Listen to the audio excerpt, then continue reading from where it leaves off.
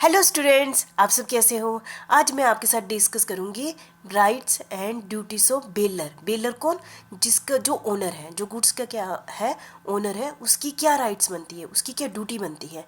आज बस मैं यही टॉपिक आपके साथ डिस्कस करूंगी अंडर बेलमेंट। ठीक है, आपको बेलमेंट को तो पता ही है, यहाँ मैं रिपीट नहीं करूंगी। अच्छा, rights of the baler. Baler की क्या राइट है? जो पे पहले ही आपको स्टार्टिंग में बता दूं, जो हमने पिछली वीडियो में ड्यूटीज ऑफ द बेली किया ना, वो सारे किसके राइट है? वो राइट बेलर के हैं सभी। वो इसकी इसी पॉइंट में आ जाएंगे। तो पहला पॉइंट है इन्फोर्समेंट ऑफ राइट। ठीक है, बेलर बेली को मतलब कि प्रेशर कर सकता है कि आप इन पॉइंट्स को करो। जैसे कि हम जो पॉइंट्स मैंने ड्यूटीज ऑफ द बेली आपके साथ डिस्कस की है, उसके लिए बेलर क्या कर सकता है? प्रेशर डाल सकता है। जैसे कि ये सारे पॉइंट्स हमने पिछली वीडियो में डिस्कस किए ना। Duty to take reasonable care of goods, bailor कह सकता है बेली को, जो मेरी जो गुड्स है जो मैंने आपके पास रखी हुई है उसकी रीजनेबल केयर करो। ठीक है, कौन से सेक्शन के अंडर करो ये मैंने आपको बता दिए थे, सेक्शन 151 एंड 52 के अकॉर्डिंग कि मेरी चीज़ों का आप केयर करो, उस पर प्रेशर डाल सकता है। दूसरा है ड्यूटी, कौन प्रेशर डाल सकता है? बेलर कहता है no to make unauthorised use of goods. मतलब कि बेलर क्या कह सकता है कि मेरी चीज़ों का अनएथोराइज यूज़ मत करो। यदि करते हैं तो मैंने जो कॉन्टैक्ट है वो मैं क्या कर दूंगा? टर्मिनेट कर दूंगा। ठीक है, और बेलर क्या प्रेशर डाल सकता है? प्लीज़ मेरी चीज़ों को अपनी चीज़ों के साथ मिक्स मत करो। ठीक है, ये बेलर का क्या है? राइट है। ठीक है, और वो उसको ये भी कह सकता है कि ओनरशिप मेरी है, आप अपने नाम पर मेरी चीज़ों को यूज़ नहीं कर सकते हैं। ठीक है, और दूसरे ड्यूटी टू रिटर्न गुड्स, वो ये भी कह सकता है यदि आपका पर्पस सोल्व हो गया है और टाइम पीरियड खत्म हो गया, मेरी चीज़ें मुझे वापस कर दे। ये उसका राइट बनता है। किसका? बेलर का राइट बनता है। और क्या बनता है कि यदि यदि मेरी गुड्स में कोई भी इंक्रीज़ हुए, जैसे मैंने बोला कि गाय ने एक बच्चे को जन्म दिया है, तो उसकी ड्यूटी बनती है, वो उसको कह सकता है कि मुझे गाय भी और वो बच्चा भी मुझे वापस किया जाए। ये उसका क्या है? बेलर का क्या है? राइट है। ठीक है, तो आप समझ गए जो ड्यूटीज बेली की है वो किसका राइट है? बेलर का राइट है। ये सारे पॉइंट्स मैं अभी डिटेल में नहीं कर रही हूँ आपके साथ डिस्कस, क्योंकि मैंने इनको डिटेल में पिछली वीडियो में डिस्कस कर लिया है। ठीक है, आगे है अवॉइडेंस ऑफ कॉन्टैक्ट। मतलब कि वो अपने कॉन्टैक्ट को जो उसने बेलर ने बेली के साथ किया है वो उसको अवॉइडेबल कॉन्टैक्ट में भी कन्वर्ट कर सकता है। कौन से सेक्शन के अंडर? सेक्शन 153। कब करता है? टर्मिनेट कब करता है? जब बेलर को लगता है कि जो बेली है उसकी चीज़ों का जो कॉन्टैक्ट के टर्म एंड कंडीशन के अकॉर्डिंग नहीं यूज़ कर रहा है, ठीक है, उसके बाहर काम कर रहा है, तो वो उस कॉन्टैक्ट को ख़त्म कर सकता है, टर्मिनेट कर सकता है, वो अपने कॉन्टैक्ट को अवॉइडेबल कॉन्टैक्ट में कन्वर्ट कर सकता है। जैसे कि बेलर ने बेली को घोड़ा दिया हुआ है, रेस के लिए दिया है, पर वो जो बेली है उस घोड़े का यूज़ किसके लिए कर रहा है? सामान उठाने के लिए यूज़ कर रहा है। तो बेलर क्या कर सकता है? उस कॉन्टैक्ट को क्या कर सकता है? टर्मिनेट कर सकता है। ठीक है, तो मुझे लगता है सेकंड पॉइंट आप समझ गए होंगे। नेक्स्ट है ग्रेटुटियस पेमेंट, सेक्शन 159। ये बार बार ही आ रहा है और आपकी रिवीजन भी हो रही है। एक बार आपने पहली वीडियो में सीख लिया तो वो सारे पॉइंट्स वही हैं, लेकिन मैंने आपके साथ डिस्कस करना है क्योंकि हमारा हेडिंग यही है। क्यों? ग्रेटुटियस पेमेंट क्या होता है कि बेलर कभी भी सिर्फ ग्रेटुटियस बिलमेंट में जो भी कॉन्टैक्ट बेली के साथ बना है, क्योंकि इसमें कोई भी विदाउट कंपनसेशन ये वाला कॉन्टैक्ट होता है, ये तो आपको पता ही है। तो वो अपनी चीज़ कभी भी टाइम पीरियड होने से पहले और पर्पस सोल्व होने से पहले अपनी चीज़ वापस लेने का अधिकार होता है। किसकी ड्यूटी बनती है ये? किसका राइट है? बेलर का राइट है, अपनी चीज़ वापस ले सकता है। ठीक है, और नेक्स्ट है हमारा right against a third person. Right against third person under section 180। क्या थर्ड पर्सन? यदि बेली ने, जैसे मैंने साइकिल रिपेयर के लिए दी हुई थी और बेली ने वो चीज़ अपने फ्रेंड को यूज़ करने के लिए दी थी मेरी साइकिल, और उसने लॉस हो जाता है, तो मैं उस थर्ड पर्सन पर क्या कर सकता हूँ? केस कर सकता हूँ और उस पर कंपनसेशन भी ले सकता हूँ अगेंस्ट ए थर्ड पर्सन। ठीक है, आप समझ गए सेक्शन 180। तो बहुत ही सिंपल है, राइट्स ऑफ बेलर वही है जो ड्यूटीज ऑफ बेली है। ठीक है, तो वो उसको इन्फोर्स कर सकता है कि अपनी ड्यूटीज अच्छे से निभाओ। बेलर बेली को कहता है ये सारी ड्यूटी अपनी अच्छे से बनाओ। ठीक है, और अवॉइडेंस ऑफ कॉन्टैक्ट, वो अपना कॉन्टैक्ट टर्मिनेट भी कर सकता है यदि उसको लगता है कि वो टर्म के जो हमारे कॉन्टैक्ट में टर्म्स थी उसके अकॉर्डिंग बेली अपना काम नहीं कर रहा है। अकॉर्डिंग टू सेक्शन 153 ग्रेटुटियस बेलमेंट में अंडर सेक्शन 159 वो अपनी चीज़ कभी भी वापस ले सकता है, टाइम पीरियड से पहले भी ले सकता है। यदि उस थर्ड पर्सन के अगेंस्ट वो क्या कर सकता है? केस भी कर सकता है। कौन? Baler, under section 180। ठीक है, तो मुझे लगता है राइट्स ऑफ द बेलर आपको अच्छे से समझ आ गए। ड्यूटीज ऑफ द बेली आ गई तो राइट्स ऑफ बेलर भी अपनी आप आ गए। Next duty of the baler, उसकी क्या ड्यूटी बनती है, खुद की ओनर की क्या ड्यूटी बनती है, ठीक है। Duty to disclose the defects, यदि जो ओनर है उसको पता है कि मेरी चीज़ों में ये डिफेक्ट्स हैं, तो वो सारे डिफेक्ट्स किसको डिस्क्लोज कर दे, बिल्ली को डिस्क्लोज कर दे। यदि वो डिस्क्लोज नहीं करता है और बिल्ली को लॉस होता है तो उसकी भरपाई बिल्डर को करनी पड़ेगी। जैसे कि मैंने कार दे दी, वो कार की ब्रेकें फेल हो गई हुई हैं तो उसको बिल्ली को लॉस हो जाता है।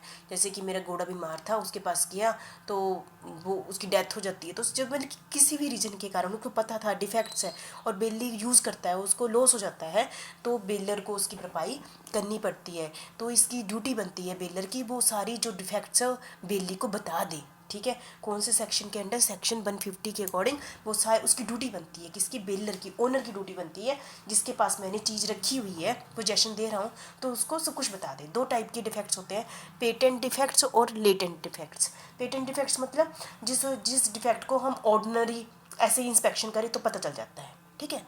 और लेटेंट डिफेक्ट्स मतलब जिसके लिए हमें सिंपल आइडेंटिफिकेशन करें तो नहीं पता चलेगा, तो मतलब कि इसमें कुछ स्पेशल हमें जैसे कि कार के ब्रेक फेल हो गए, कोई बाहर से देखेगा तो थोड़ी पता चलेगा, थोड़े हमें इंक्वायरी करनी पड़ेगी ना। तो उस टाइप के डिफेक्ट्स को क्या कहते हैं, लेटेंट डिफेक्ट्स। पेटेंट डिफेक्ट्स मतलब देखने से पता चलता है, कि सिंपल इंक्वायरी से पता चल जाता है कि डिफेक्ट्स है।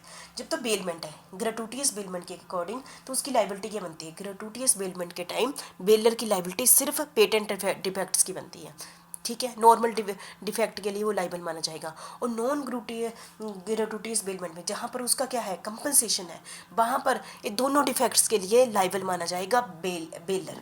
क्यों, उसकी ड्यूटी बनती है वो ये भी डिफेक्ट बताए, सिंपल वाले डिफेक्ट्स भी बताए और इंक्वायरी करके भी डिफेक्ट्स बताए, ठीक है। जैसे कि मैंने आपके सामने कहा कि घोड़ा बीमार था और मैंने इंस्पेक्शन किया और मैंने उसको बेली को बताया ही नहीं है, और उसको बेली को क्या हुआ, जब वो उसको सवारी कर रहा था वो क्या हो गया, इंजर्ड हो गया, तो इसके लिए बेलर को उसके लॉस की भरपाई करनी पड़ेगी। ये कौन सा लॉस था, पेटेंट डिफेक्ट्स, पता ही था अब घोड़ा बीमार था, ठीक है। और दूसरा क्या है कि मैंने कार हायर के लिए दे दी और कार का जो ब्रेक फेल थे जिसके कारण कि बेली को लॉस हो गया, ये कौन सा इसमें डिफेक्ट था, लेटेंट डिफेक्ट्स, क्योंकि उसने अच्छे से उसको डिफेक्ट ढूंढना था फिर बताना था उसका, ये उसकी ड्यूटी बनती थी, बेलर की ड्यूटी बनती थी, उसको सारी चीज़ों के बारे में बताए। मतलब ग्रेटुटियस बेलमेंट में सिर्फ उसकी ड्यूटी पेटेंट डिफेक्ट्स की बनती है, क्योंकि वहाँ पर उसका कंपनसेशन नहीं होता है ना। और नॉन ग्रेटुटियस बेलमेंट में वो अच्छी तरह से सारे डिफेक्ट का पता करे और बेलर बेली को बताए, ठीक है। तो मुझे लगता है कि आप अच्छे से समझ गएंगे। To disclose the defects, bailor की ड्यूटी बनती है वो सारे डिफेक्ट्स को बेली को बताए। नेक्स्ट है हमारा टू बियर ऑर्डनरी और एक्स्ट्रा ऑर्डनरी एक्सपेंसेस। यदि अपनी ड्यूटी निभाते समय बेली ने कोई भी एक्सपेंसेस, ऑर्डनरी या एक्स्ट्रा ऑर्डनरी एक्सपेंसेस किए हैं, तो बेलर को की ड्यूटी बनती है कि वो उसको पे करे, ठीक है। जैसे कि बेलर का घोड़ा था और बेली के पास है और घोड़ा बीमार हो गया, उसके जो मेडिकल जो भी खर्चे हुए हैं तो बेलर की, क्योंकि ओनरशिप किसके पास है, बेलर के पास है, तो उसकी ड्यूटी बनती है वो सारे खर्चे बेली को दे, ठीक है। नेक्स्ट है to indemnity for defective title. यदि बाई चांस जो बेलर है वो झूठ बोल देता है कि मैं इसका ओनर हूँ और उस चीज़ उसको दे दी हुई बेली को, और उसके कारण बेली को लॉस हो जाता है, तो डिफेक्ट टाइटल के कारण यदि बेली को लॉस होता है तो उस लॉस की भरपाई भी बेलर को करनी पड़ेगी, ठीक है। उसने झूठ बोल दिया कि मैं ओनर हूँ, ठीक है। नेक्स्ट है हमारा to indemnify bailee for loss in case of premature termination of gratuitous bailment under section 159। फिर से आ गया ग्रेटुटियस बेलमेंट, मतलब जैसे कि मैंने आपको कहा कि बेलर कभी भी अपनी चीज़ वापस ले सकता है, किस केस में, ग्रेटुटियस बेलमेंट में, ठीक है। लेकिन शर्त क्या है, यदि बेली को लेने पर वापस ले ली, चलो कोई बात नहीं, यदि बेली को लॉस होता है, ठीक है, उस लॉस की भरपाई बेलर को करनी पड़ेगी, ठीक है, उस लॉस की भरपाई बेलर को करनी पड़ेगी अंडर सेक्शन 159 के अकॉर्डिंग, ठीक है।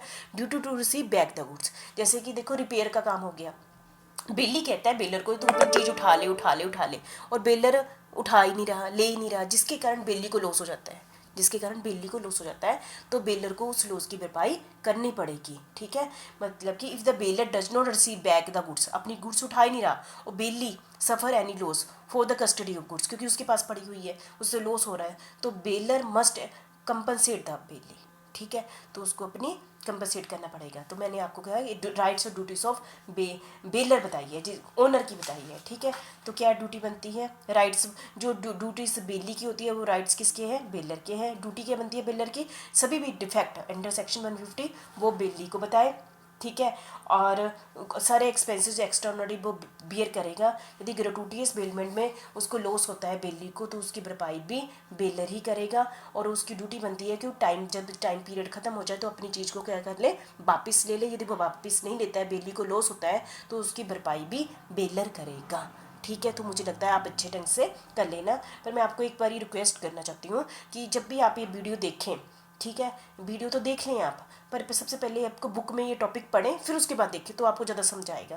क्योंकि वीडियो में मैं थोड़ा स्पीड से इसलिए बोलती हूँ कि ये वीडियो मतलब कि अपलोड भी करनी पड़ती है, तो आपको एकदम से भी पता नहीं समझ आ रहा होगा कि नहीं होगा। तो सबसे पहले आप एक बार बुक में पढ़ के फिर ये वीडियो सुने, तो आपको ज़्यादा समझ आएगा, ठीक है। Thank you very much.